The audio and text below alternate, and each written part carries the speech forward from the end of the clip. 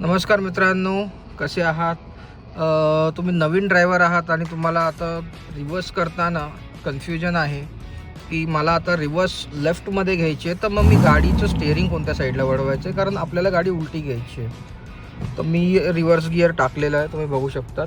आता मला जर गाडी लेफ्टला घ्यायची असेल तर मी लेफ्टलाच माझं स्टेअरिंग वळवणार आहे. इथे तुम्ही गाईडलाईन्समध्ये सुद्धा बघू शकतात आणि आपली गाडी ही सुद्धा बघू शकतात, आरशामध्ये ही लेफ्ट साईडला वळती आहे.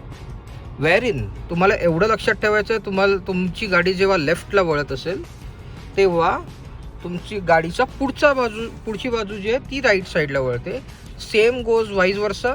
जर तुम्हाला गाडी तुमची राईटमध्ये रिव्हर्स घ्यायची असेल तर तुम्हाला स्टेअरिंग राईटमध्येच वळवायची आहे, पण तुम्हाला एवढं लक्षात ठेवायचं आहे की तुमच्या गाडीचा पुढचा भाग जो आहे तो लेफ्टमध्ये वळणार आहे. जर ही माहिती तुम्हाला थोडी इन्फॉर्मेटिव्ह वाटत असेल तर व्हिडिओ शेअर करायला विसरू नका. धन्यवाद.